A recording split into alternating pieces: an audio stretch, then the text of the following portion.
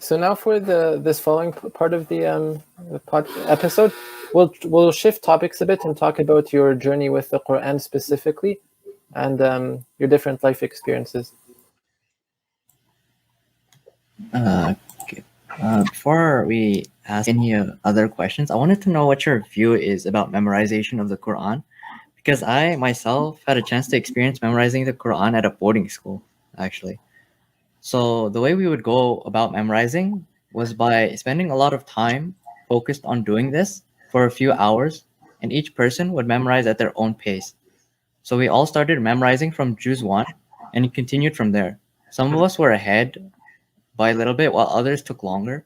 What's your opinion on this method of memorization? Is it better to just memorize and not understand what we're exactly reciting as well? Okay. Old me would have said, yes, you should memorize without understanding. New me, now me, says, no, understand it. Okay. Understand it. Yeah. It's nice to have different opinions, though, right? You guys are gonna be interviewing different scholars, and another one's gonna say different things also. But yeah, but new me, like me right now, would say, if you're not a hafiz, good. If you only know one page of the Quran and you've understood it, and you've gained 4 things from it, you know how to read it or memorized it, right? You've changed your ethics according to it, meaning you change your ethics. Ethics is different than understanding, right? Ethics is your own personal practice, like how you deal with yourself and your people around you. You change your ethics according to it. Number 3, you understand what the verses are saying. And number 4, you're able to project what those verses are saying in your future endeavors. Until you got all 4 down for that one ayah, dude, don't move ahead.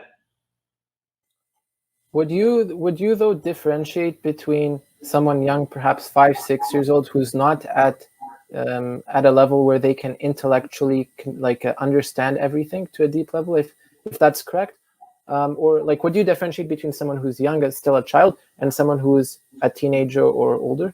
No, I won't. I probably wouldn't. No, I wouldn't differentiate at all. I was teaching my 5-year-old translation of Surah Al-Baqarah.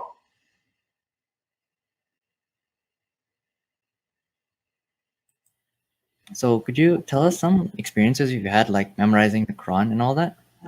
Well, when I memorized, the way you talked about, right? Went to boarding school, had to sit down and memorize. Everyone starts with the first juz and kind of go to the end. So that's how I did end up. That's how I memorized the Quran. And there was a lot of pressure. There was a lot of pressure on me that I need to finish it within 3 years.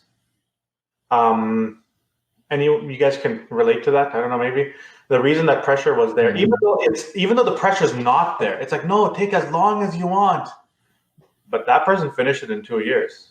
You see, the one who finished it in 6 months is completely praised compared to the one who finished it in 10 years. Didn't it take like 3 years for one Sahabi to memorize Surah Al-Baqarah? Like, honestly. So what I'm saying is it's a flip scenario. I don't like it at all. But whatever. The pressure was there. I ended up finishing my memorization in 3 years. I did it. Hooray. But what I would never put myself or my kids through that again, because there was a lot of pressure, a lot of memorization. It was putting it into, again, keep in mind that my perspective is a lot more different than probably 100% of the people you're going to talk to. But I would never do this again at all. I would not even send my children to memorize like this. I would focus on one way. Why? I'm going to die. I'm going to die at some point, right? When I'm going to die at some point, Allah subhanahu wa ta'ala is going to ask me. I'm going to say, what, I focused on like one thing versus the other? How many huffaz that we know who don't understand the Quran? How many huffaz that we know who don't implement the Quran into their life? I mean, I can go on giving stories, which I'm not going to. So. But yeah, we all know. So what did it feel like when you like when you finished memorizing the Quran, like on the day? Because back when I was memorizing, I couldn't like complete memorizing the Quran. So I was curious to know what it felt like when you officially Well, like finished when, memorizing. when I finished memorizing the Quran, I felt good. I felt accomplished. I felt happy. Um, I felt like I did something well. It's an accomplishment in itself, right? It is. I mean, you finish the whole Quran, you finish memorizing it. It's a beautiful Mm. accomplishment. Um, Going from beginning to the end, it's got its own depth connected to it. Mm. The first year I finished, I led Taraweeh that year, and I led Taraweeh every single year since then. Um, Only recently I stopped letting the young Hufaz lead now, and intimidating them from the back by just standing there. But but it was a good feeling. It's a good feeling when you finish, when you get to it, and when you finish memorizing it. Yeah. Mm. So since you were able to finish memorizing, how did you maintain that memorization? Since I moved from my home country, Indonesia, I haven't been able to like maintain very well of like my memorization. So now I'm gonna talk traditionally. I'm not gonna Mm. talk because remember I said that I would not do that again, right? Mm. Memorization should be different. But the way I maintained it was I used to read 5 pages a day. Oh, That's it, just 5 pages pages. a day. People say you should review 10, 20 pages every single day. You really don't need to. Five pages is more than enough. Just be consistent though. Mm. 5 pages a day, meaning like Monday to Friday, five pages. And man, that's about it. You don't need to read Saturday, Sunday. I mean, no, read Quran, but like you don't need to make that part of your regular routine.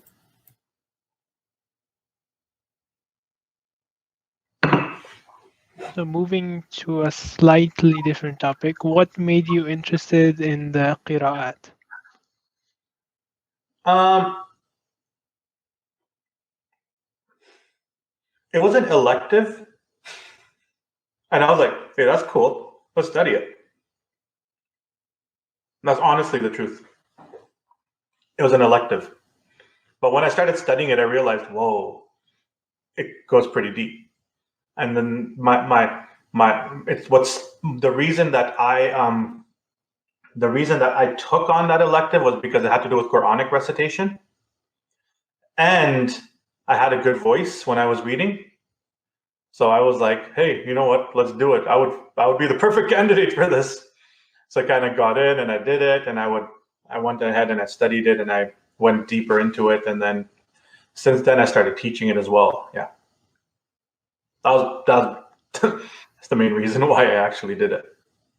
But then after that, I got more deeper into the studies of Qiraat, and I kind of delved very deep into the science behind it, Quranic recitation, where it originates from, something that a lot of people haven't gone through though. And since then, alhamdulillah, Allah has made me an authority in the variant readings. I've had a lot of scholars study under me as well. To this day, many scholars study under me. Um, and it's nice to have scholars study from a beginner like me, so it's cool. Could you explain the Qiraat for someone who's not familiar with them? Yeah, the variant readings are basically how the Prophet sallallahu alaihi wasallam, the Prophet recited the Quran the way he read the Quran, right? But because the Quran is the word of Allah, the Prophet sallallahu alaihi wasallam allowed different readings for different people. We're not talking about major differences, made differences in dialect, or sometimes you have one word in English that means something in one country, in another country it means something else. So there's different synonyms that were allowed to be recited at the time of the Prophet sallallahu alaihi wasallam. He allowed them all because he was trying to get everyone to read the Quran. And that's the variant reading. So the study of the variant readings is studying the recitation of the Quran as was recited at the time of the Prophet ﷺ by himself and the neighboring countries or the garrison towns, mainly Kufa, Makkah, Medina, Basra, and Syria, and how they recited the Quran in those particular areas, because that's where all the major Sahaba kind of traveled out to, right? So how they recited, that's what the science of Qiraat actually is.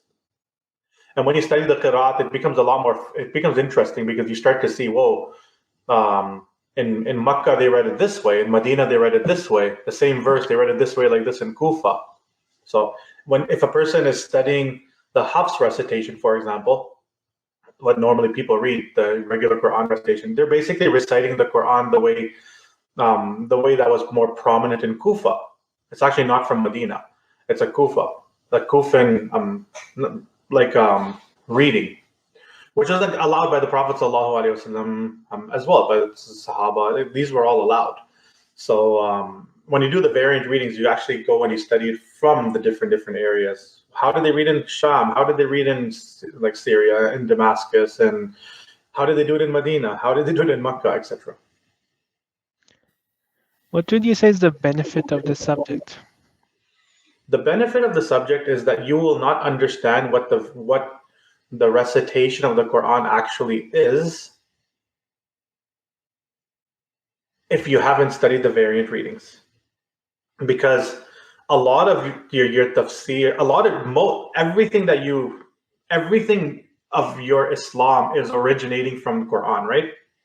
And your Quran originates, your Quranic recitation is the one reading in Kufa.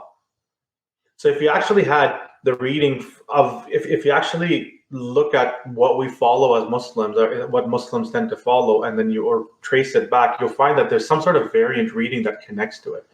And when Islam was being codified, we talked about codification in the beginning, right? So when Islam was being codified, they were using the Quran to codify it, right?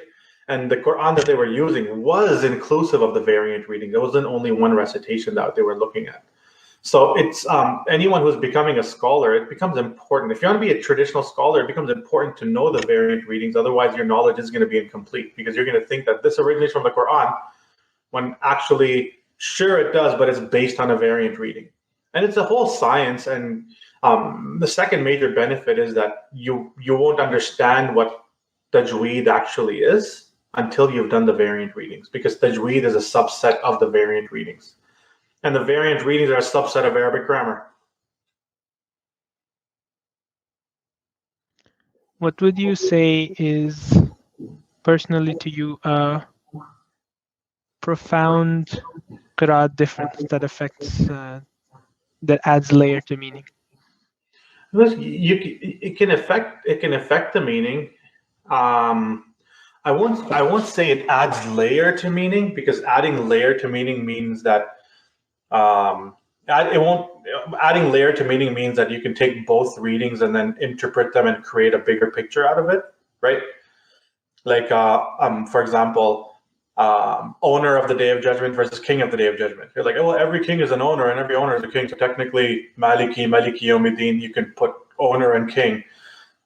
You can look at it like that, like project an opinion that way, right? So one reading says Maliki Yawmiddin, one reading says Maliki Yawmiddin, owner of the Day of Judgment. Another one says king of the Day of Judgment. So you can be like, well, a layered tafsir would be, well, over here we're talking about the owner, and an owner is going to be the king, so therefore it's king, owner, one big thing.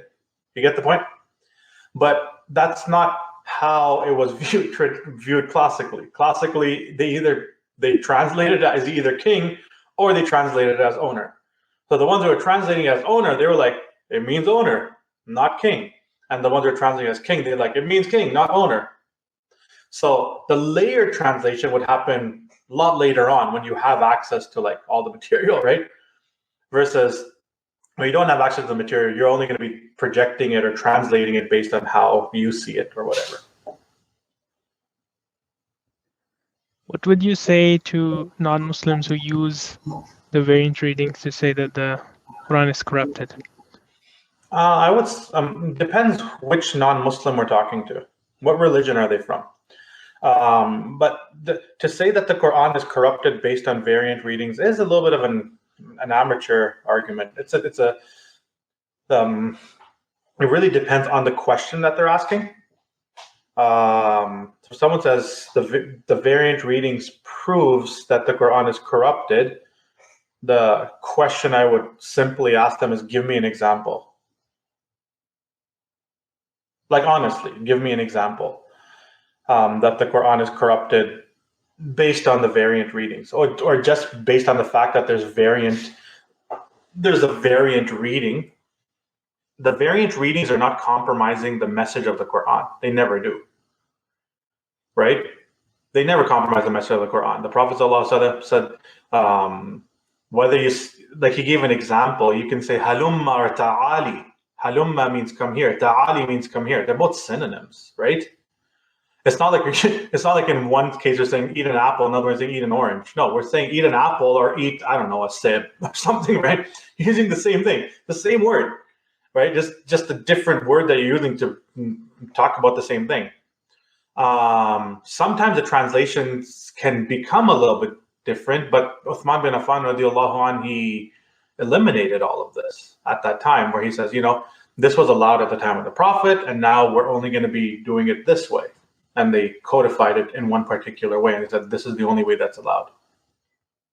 So there's not, if there's examples, then sure, we can dissect and look into some examples and stuff. But if there's not many examples, then it just becomes a hypothetical conversation. Oh, there's variant readings, therefore it's not true. Hold on. That's actually not true. The fact that there's variant readings means that it's more true. You get the philosophy there? You don't understand? No, not really. All right. You come to a buffet and you brought grapes, and someone else brought oranges, and someone else brought apples, and everyone brought different fruits. Someone says, this shows the fact that the meal was corrupted. But the meal happened though, right?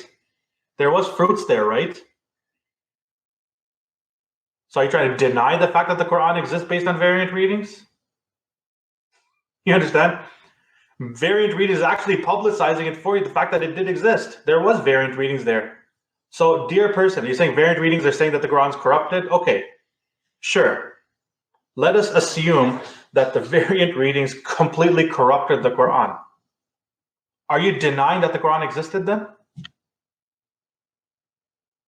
Because your argument is literally saying that the Quran did exist, but it was corrupted. And if the Quran did exist and is corrupted, we'll go look for the correct one. Oh, but we don't want to find the correct one, and the fact that it's corrupted means that we should completely forget about it and throw it into the garbage. Knock yourself out. You know what? I'll stick with the corrupted version if I want to, because it's more closer to the truth than you're completely denying it. You understand what I'm saying? You get the... It's like someone saying, I don't believe in God. Well, the fact that you thought about it means you do believe in God. But look at the major theme. The fact that you're like, oh, there was a corrupted meal there, doesn't deny the fact that the meal actually happened. There was food there. People were eating food. So what are you going to do? Not eat food anymore? I'm not going to eat food because it's corrupted. Okay, don't. I'll eat food. The word of God is not corrupted. This concept of corruption happens...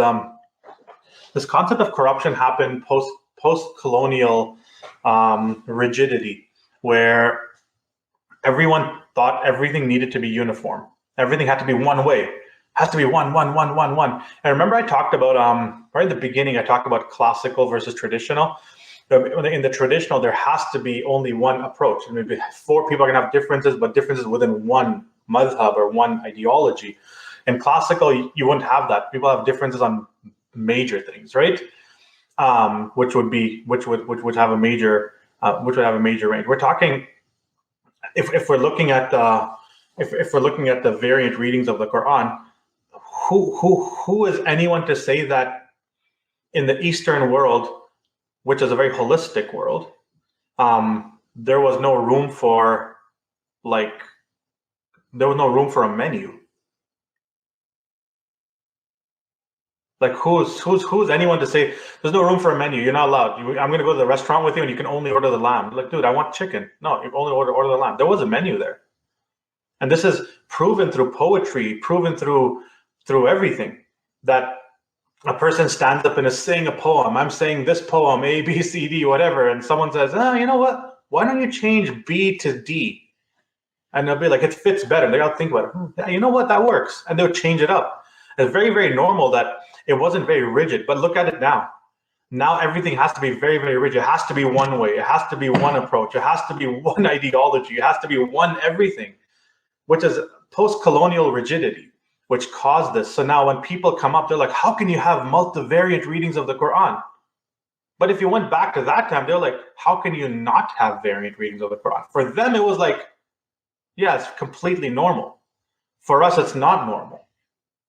For them, it's like, how can you eat, like, something normal culturally for one culture can be completely alien for another culture, but it doesn't automatically mean that culture is false.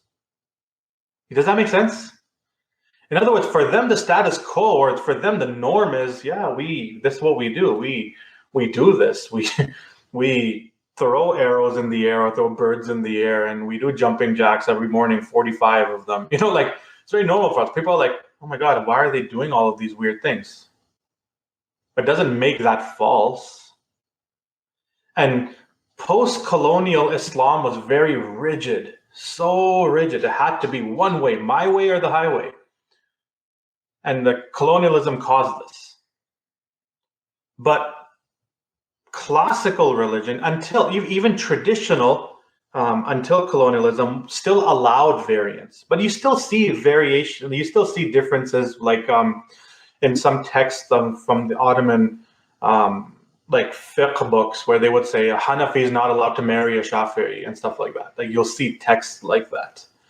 And when you see texts like that, you see that the rigidity was there, but it became a lot more rigid now. Like, think about who owns Islam in North America. Honestly. Who does? Which organization? But you can't, huh? ICNA, Islamic. Right. There's no question. I can just say it, and I can say the question, and you're going to be like, no one owns Islam. Allah owns Islam. But your other side of the brain is like, but they have a monopoly. They have all the money. So it creates a rigid system. When the Prophet ﷺ passed away, was there a central pope? No. Was there a central church? No. Difference of opinion? Completely cool. So basically what I'm saying is that mindset was very different than this mindset. Nowadays, if you come up and say something, for example, like a lot of what we talked about today in the last hour and a half, right, is a lot of things that probably you won't hear anywhere else, or concepts or perspectives. But because you guys are chill, you guys are young, you guys are gonna, talk to people, etc. It's okay. But is this something that you would tell the general public? Or not general public, is this something that you would publicize in your masjid, maybe? A conversation that we had on memorization? Like, no, don't get kids to memorize this way. Make sure they memorize it, learn this, learn that, learn these 4 things before they move ahead. You can't say that, right? Because there's a monopoly. So when there's a monopoly, you literally have to follow the monopoly, the way to get through to them. But classically, that wasn't the case. So that's why if someone comes out and is talking about basically talking about these things, well, variance and multiple differences, etc. That was the norm at that time. It was completely cool to have variations. Not cool now, because we don't like variations. We hate it when someone does things different from us. We judge them. Go look at that sister not wearing hijab, astaghfirullah. Or look at that brother who's wearing shorts that are going above his knees or something, astaghfirullah, right? Completely judgmental. And that's just the mindset that many of us have. Imagine if you were to go to a few years ago, if you were to go to like a conference, ICNA, whatever conference, a major conference, and you had a person coming in wearing shorts, long shorts and a t-shirt giving a khutbah. Compare that to a Shaykh who's wearing a thobe, an Arab garb. Which one would you feel is more khatib worthy, honestly? Probably the thobe. You get the point? Yeah. And that's the point I'm trying to make. Something that was norm at that time, variance, differences, is completely cool. right? Compared to now, it's like, no, it has to be this way. So that's to give you some perspective on that answer. What would you say is the relationship between the Qiraat and the 7 ahruf? There's a lot of difference of opinion traditionally on what the 7 ahruf actually mean. So much on it.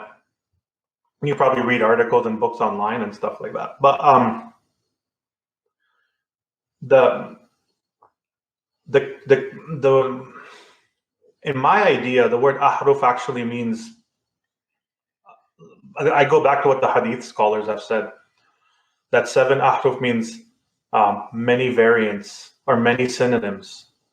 So the Quran is revealed on many synonyms, meaning you're able to say this or that. You can say, I don't know, think of a synonym. You can say, this word or that word. You're allowed to do that, and that's what that meant. And a lot of the synonyms remained within the variant readings now, and a lot of them were abrogated or taken out by the end of the Prophet ﷺ's life. And this is the predominant opinion.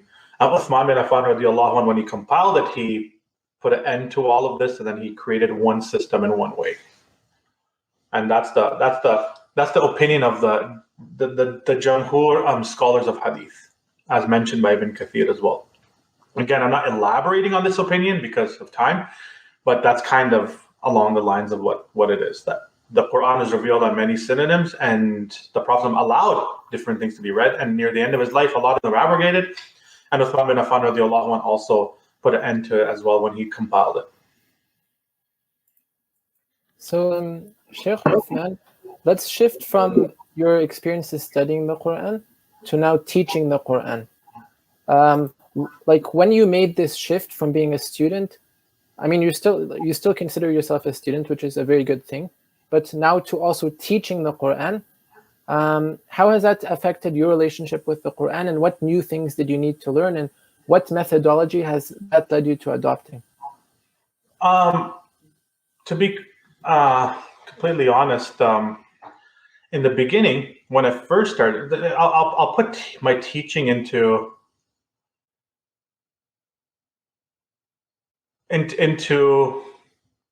like climbing a mountain. When I started teaching, I was like, oh my God, everything I learned, I have to put it into practice. Not put into practice, sorry, I have to learn it properly. So because as a teacher, you got to know what you're teaching, right? So as I'm teaching it, I had to put everything into perspective in my head, and it's like climbing a mountain. And as I was climbing, I'm teaching, I became a better teacher. I became a really good teacher. I was such a good teacher, and I felt like I knew everything. I made it to the top. And then when I made it to the top, I kept on teaching. I've been teaching for such a long time. Oh God, I'm old. But I kept on teaching. And eventually, the more I was teaching, the more I started questioning everything that I was teaching. And it brought me right back to the bottom.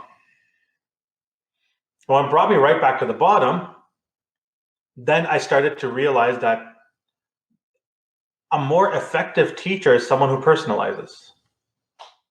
When I started to personalize it, I literally hit even more rock bottom. For example, if I'm teaching someone a tafsir of a verse of the Quran, I cannot be an effective teacher of tafsir if the whole thing is theoretical. I can only be an effective teacher of tafsir if I've literally experienced it myself. You know what I'm saying? So if the Quran says, what's the verse of the Quran again? So I'm working on right now, by the way.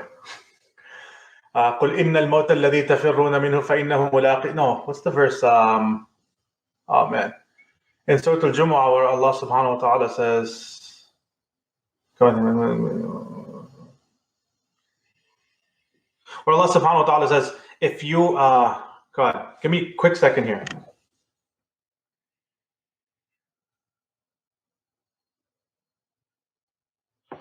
I can't remember. In Surah Al-Baqarah, وَلَتَجِدَنَّهُمْ أَحْرَصَ النَّاسِ عَلَى حَيَاةٍ وَمِنَ الَّذِينَ أَشْرَكُوا يَوَدُّ أَحَدُهُمْ لَوْ يُعَمَّرُ أَلْفَ سَنَةٍ. Like those verses where Allah subhanahu wa ta'ala says, well, if you really love if you really love Allah, or if you not love Allah, but if you love the hereafter, etc., along those lines, and then tamannaw al-maut. Have you heard of that term? Yeah. فَتَمَنَّوُا الْمَوْتِ. So what does tamannaw al-maut actually mean? I can make it completely hypothetical for you guys.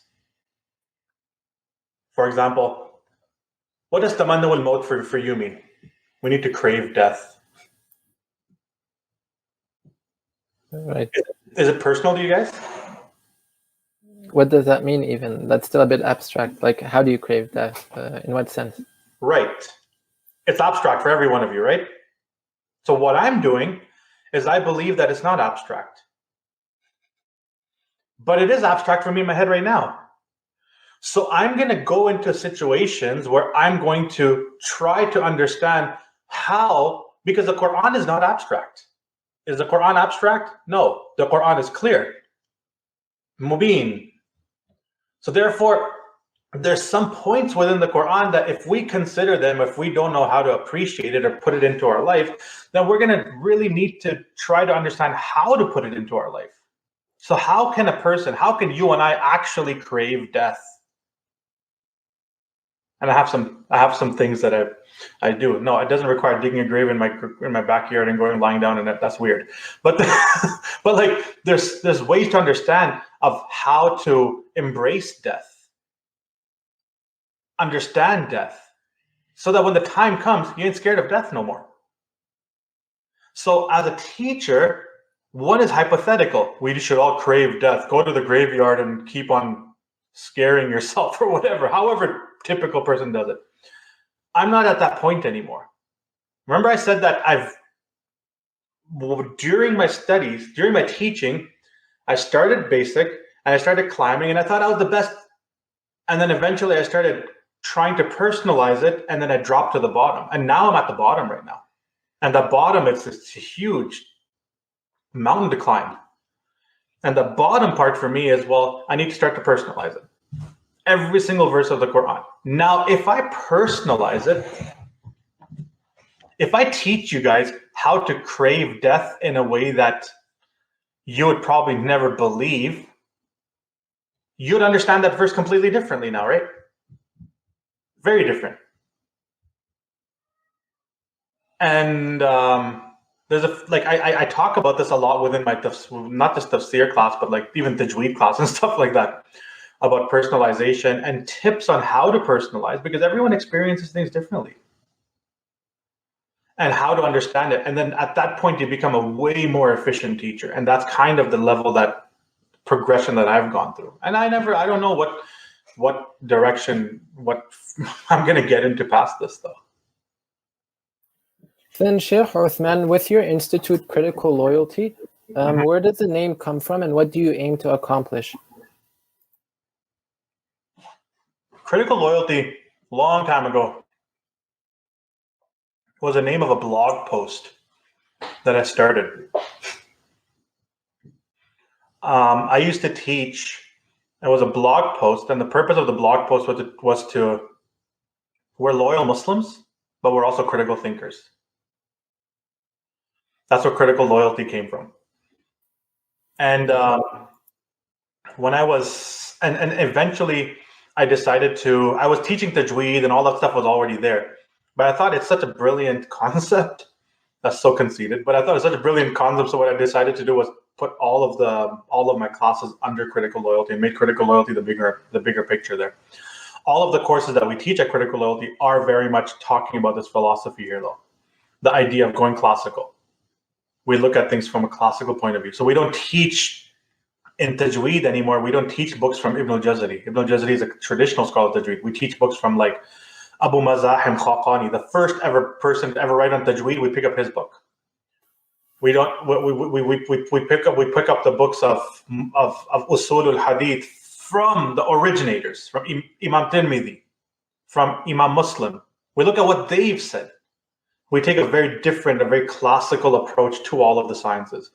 And what that does, I feel like a classical approach is an approach that's extremely, it challenges a lot of what we believe, which makes it very critical, but it also makes us a lot more of loyal Muslim or loyal to Islam.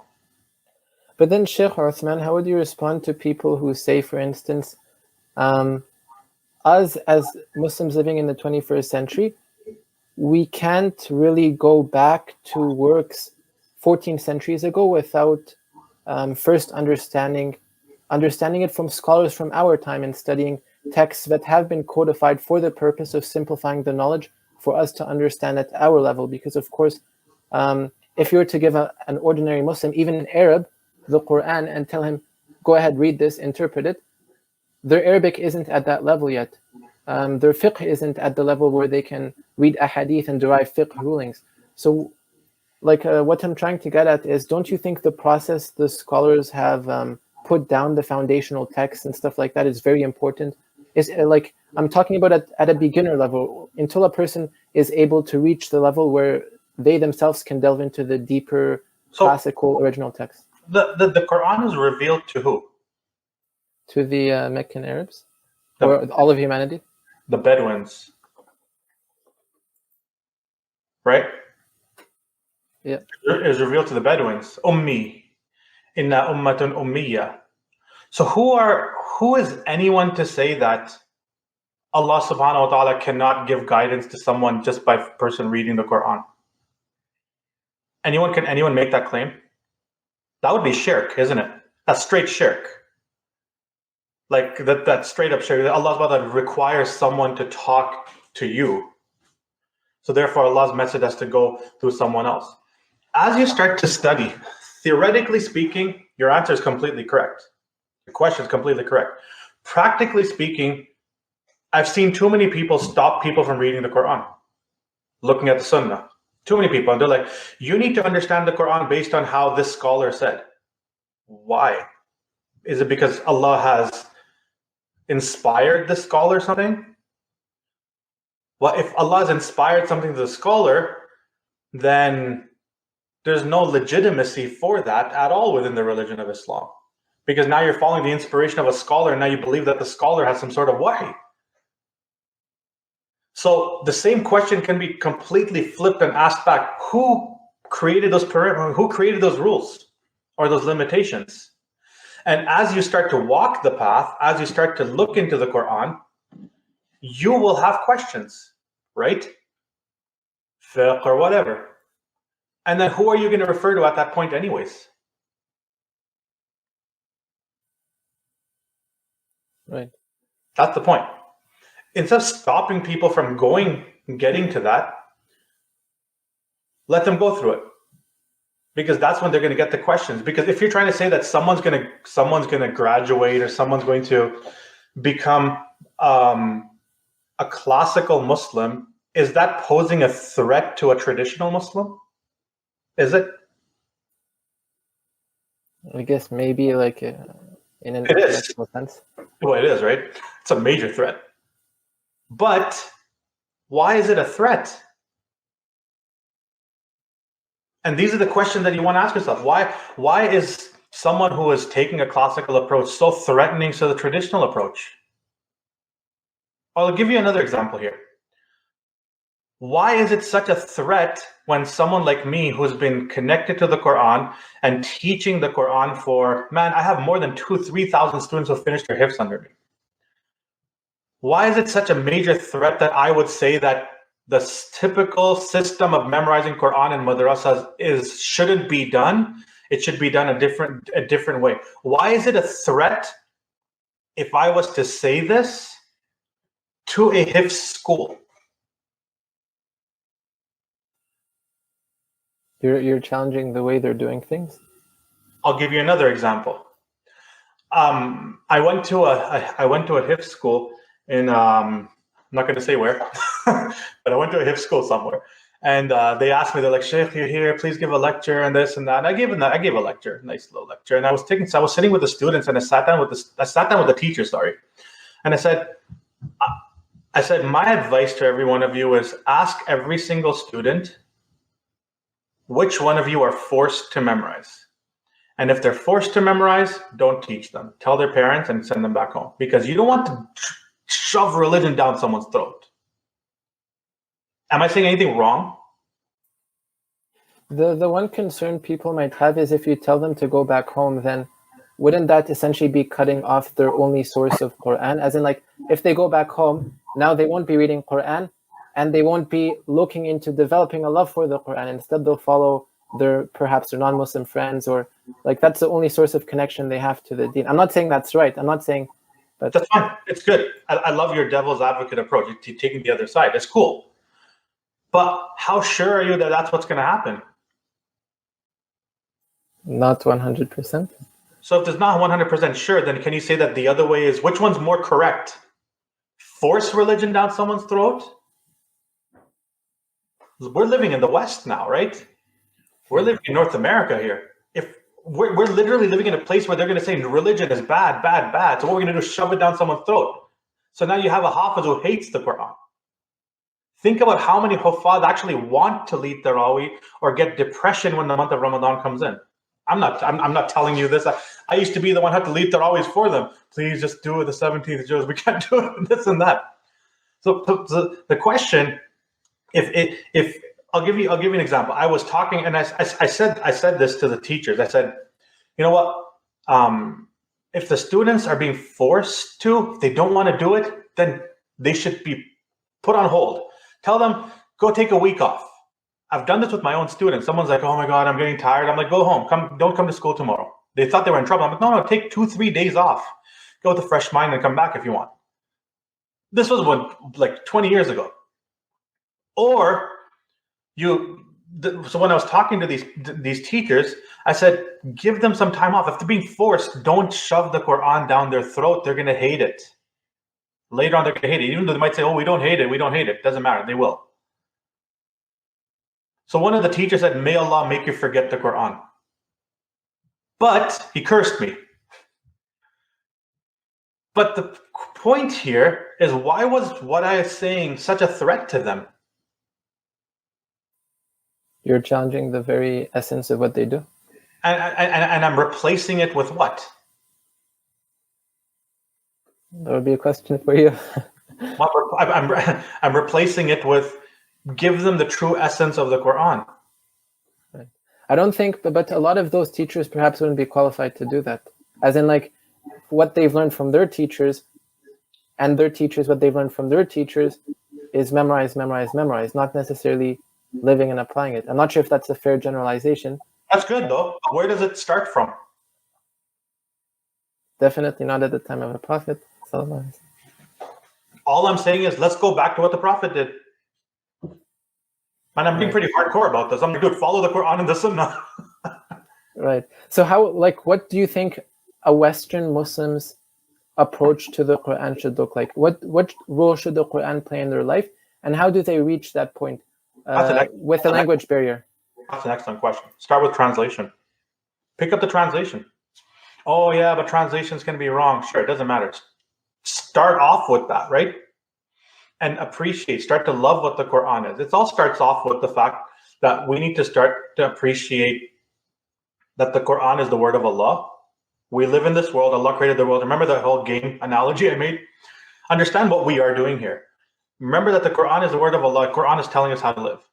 And then when we see that the Quran is the word of Allah and the Quran is telling us how to live, when we start implementing that into our life, then a person instinctively is going to want to learn the language of the Quran. Go back to learn the language of the Quran. That would take a whole life. That would take so many years. How do we approach the Quran? Those 4 things that I said. Those 4 things are crucial. If we're not doing those 4 things, I mean, don't just stick to one thing and keep going. I'm talking about the Uthman bin Affan, and I refer to this in critical loyalties, that in the first tajweed course that I teach, that they didn't read more than 10 ayat. It wasn't learning 10 ayat. It was learning it, how to practice on it, and putting it into their life. And then they moved ahead. This is what the Sahaba did. This is exactly what I'm saying to do. But this poses the biggest threat to any hifz school. Who's wrong? So then, it's the economy, right? Right. So, but how would we institutionalize that? If the approach is 10 ayahs and then learn and apply, then how would a Islamic school look like? Exactly like that.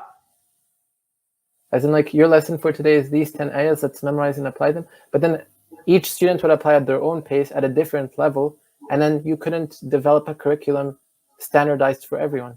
Why do you need to standardize a curriculum? Sorry? Why does there need to be a standardized curriculum of the Quran? What's the name? I think Ares, that's your name, right?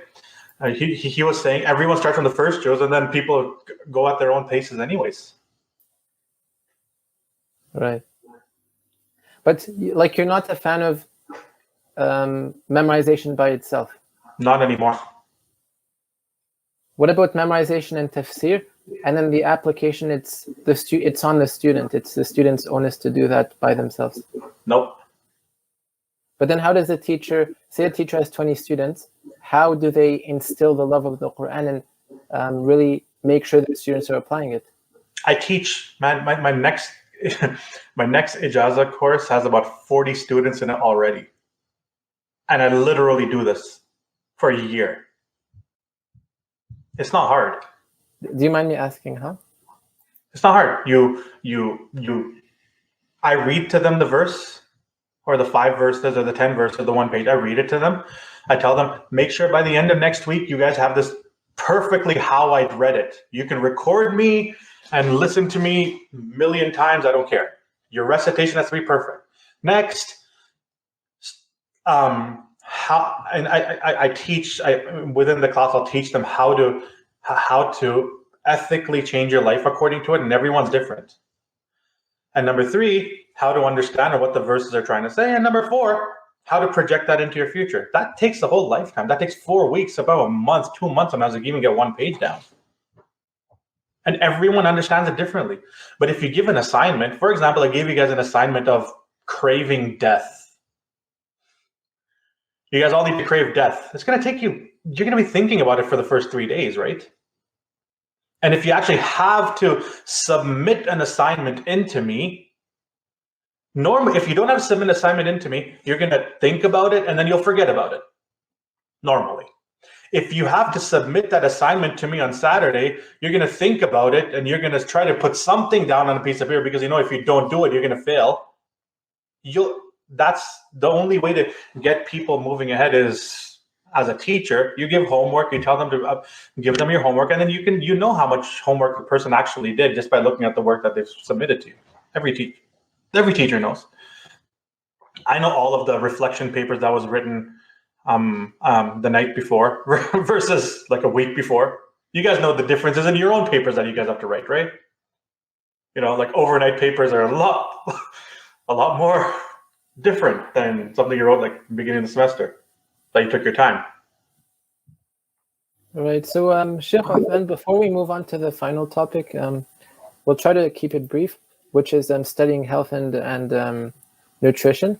Were there any things we missed that you'd like to highlight or point out regarding seeking knowledge, memorizing the Quran, connecting with the Quran, applying Islam in our daily lives? Anything? Any thoughts? Nothing that I have, but I know that you guys are going to have a lot more stuff to add on to this because you guys are going to be publicizing this and thinking about what I said. So your questions are going to be what's going to be sending me an email in a few months or maybe a few days or whatever. I don't really have much more to add on to this.